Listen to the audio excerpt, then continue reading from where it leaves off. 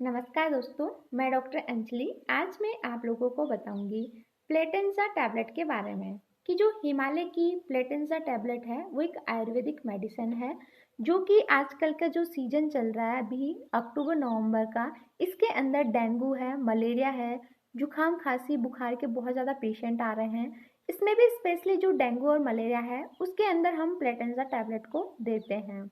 ये क्या करती है प्लेटेंजा टैबलेट, हमारी जो डेंगू के अंदर जो प्लेटलेट्स बहुत ज़्यादा डाउन चली जाती है या कम हो जाती है, उसके अंदर हम प्लेटलेट्स को बढ़ाने के लिए हम प्लेटेंजा टैबलेट को काम में लेते हैं।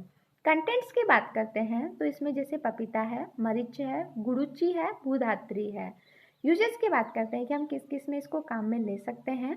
मेनली इसको हमारी जो प्लेटलेट्स काउंट है जो डिक्रीज हो गई है तो उनको बढ़ाने के लिए हम इसको काम में लेते हैं।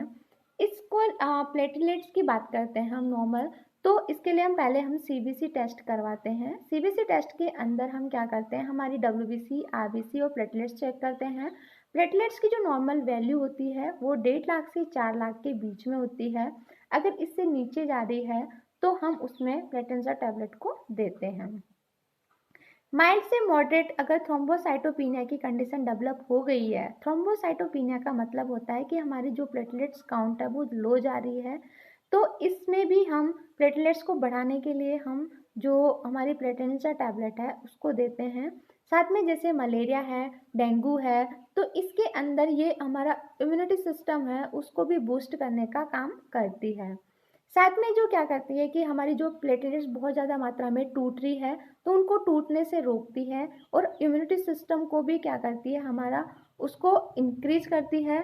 और ये किसी भी टाइप का जैसे बुखार है, चाहे नॉर्मल एंटीवायरल है, सॉरी वायरल है, या फिर नॉर्मल जैसे कि डेंगू है, मलेरिया है, तो इन सब के अंदर हम इस प्लेटेंजा टैबलेट को काम में लेते हैं। साथ में ये क्या करती है, हमारे लीवर को प्रोटेक्ट करने का काम करती है, क्योंकि इसमें जो भूधात्री होती है, गुरुची होती है, वो हमारे स्पेशली लीवर पे काम करती है। तो ये क्या करती है, लीवर को भी प्रोटेक्ट करती है। साथ ही साथ में जैसे कि हमारे जो लीवर के अंदर जो टॉक्सिन्स होते हैं उनको क्लीन करेगी। साथ में जो लंबे समय से जो या तो बहुत ज़्यादा मेडिसिन खा रहे हैं या लंबे समय से जो जिनके लीवर से रिलेटेड डिसऑर्डर है, तो उसके अंदर भी क्रॉनिक लीवर डिजीज में भी हम इसको काम में लेते हैं।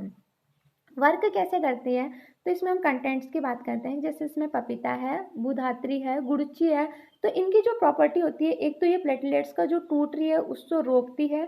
साथ ही साथ में क्या करती है, ये हमारी जो पेरिफेरल प्लेटलेट्स का जो डिस्ट्रक्शन हो रहा है, जो टूट रही है, उनको भी क्या करती है, उनको डिक्रीज करती है।